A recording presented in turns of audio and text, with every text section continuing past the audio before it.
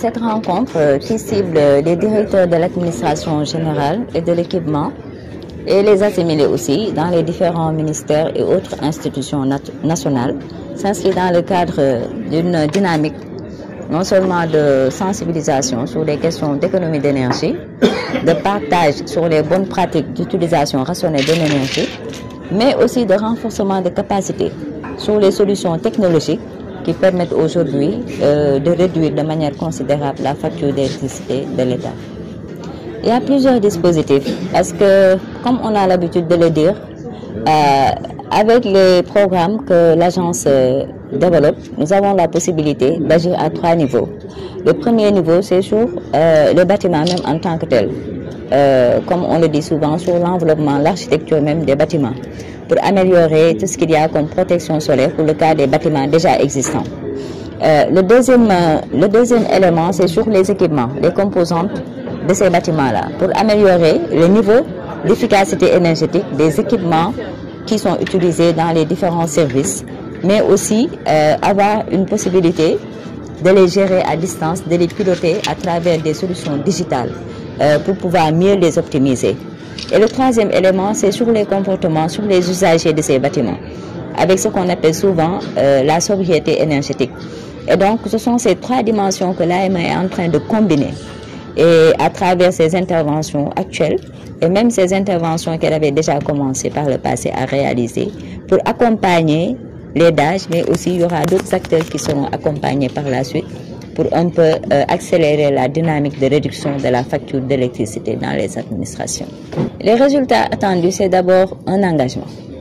L'AME attend que l'ensemble des DAGE s'engagent dans la dynamique d'application des mesures autant au plan technologique qu'au plan aussi comportemental et de gestion énergétique par rapport à l'économie d'énergie dans les différents ministères.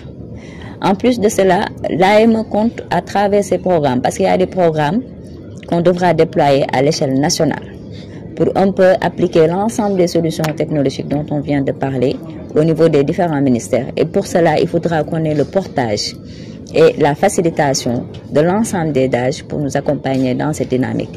Et pour finir aussi, il y a le réseau des gestionnaires de l'énergie que l'AME va mettre en place de manière graduelle. Et ce réseau devrait atteindre un nombre de 9000 gestionnaires de l'énergie au niveau national.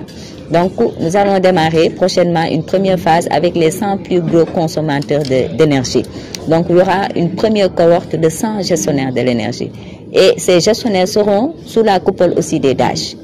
Et nous attendons également des DAGE que ces gestionnaires soient positionnés de manière stratégique pour assumer pleinement le rôle que l'AME attend d'eux dans le domaine de l'efficacité énergétique comme gardien de l'énergie au niveau des différents ministères. Il y a déjà les équipements qui sont en place, qui peuvent être parfois substitués avec des technologies beaucoup plus performantes. Les mêmes équipements, mais qui ont de meilleures performances énergétiques.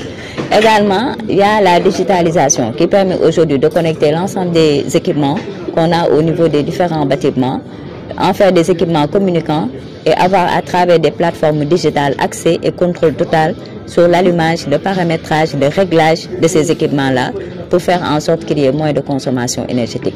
Il y a aussi les solutions solaires qu'il faut intégrer aussi au niveau de ces bâtiments-là pour que ça puisse prendre en charge une partie des consommations énergétiques de ces bâtiments. Et tout ça, ça contribue à améliorer l'efficacité énergétique. Bien évidemment, il y a les matériaux de construction, tout ce qu'il y a comme également technologie qui peut être utilisée pour améliorer l'isolation thermique des bâtiments. Et tout ceci constitue quand même un arsenal de technologies qu'aujourd'hui qu'on peut valablement déployer au niveau des bâtiments. Autant les bâtiments existants que les bâtiments qui sont en voie de construction pour pouvoir améliorer leur performance énergétique.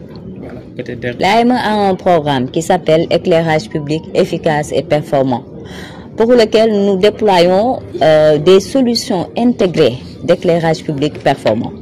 Ce sont ces solutions intégrées. La première phase de ce programme va cibler 90 000 installations de solutions intégrées. Dans les solutions, on a le lampadaire, on a l'horloge, on a vraiment le système de comptage, etc. Et donc, ce programme va permettre de régler définitivement cette question-là liée à la gestion de l'éclairage public, à l'allumage répété de l'éclairage public. Et ça va permettre aussi de réduire les consommations énergétiques du réseau EP grâce à l'amélioration de l'efficacité énergétique des installations. Parce que les sources aussi d'éclairage vont être remplacées par des LED. Et les LED consomment nettement moins que ce qu'il y a actuellement dans la plupart du réseau.